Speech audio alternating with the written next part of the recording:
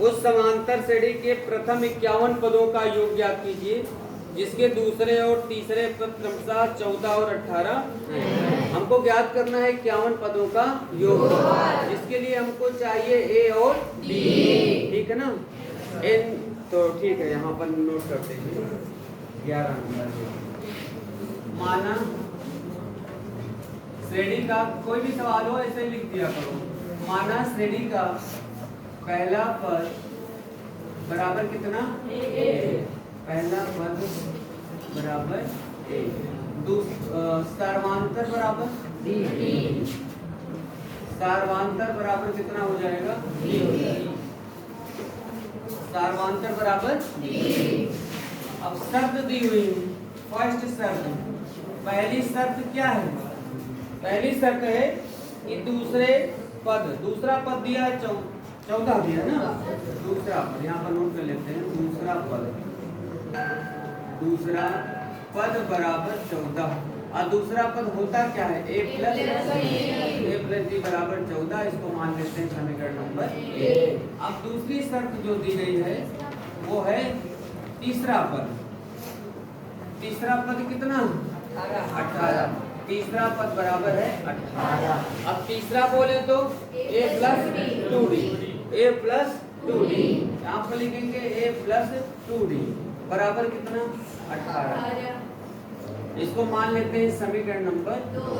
ठीक, पहले तो इन दोनों को हल करके a और d ज्ञात कर लेते हैं ना। तो समीकरण 2 से समीकरण 1 घटा दें, चाहे 1 से तो घटा दो, कोई दिक्कत नहीं, चाहे तो लिखो। यहाँ पर लिख देते हैं समीकरण 1 से या 2 से 1 को घटाने पर तो a से a गया, कुछ नहीं बचा, यहाँ पर 2d से d गया, बचा d, तो d बराबर 18 में से 14 गया 4, d का मान तुम्हारा आ गया कितना, 4। d का मान रख दीजिए समीकरण 1 में, d का मान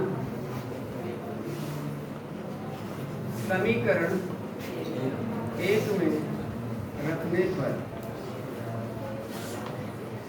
अब एक देखो कहाँ पर है, ये हमारा एक समीकरण, ये a का मान रखना है कि d का, कितना, 4 बराबर 14 लिखा है, 4 को उधर भेज दो, इधर प्लस में उधर जाएगा 14 माइनस 4, कितना बचेगा, a का मान पता होगा।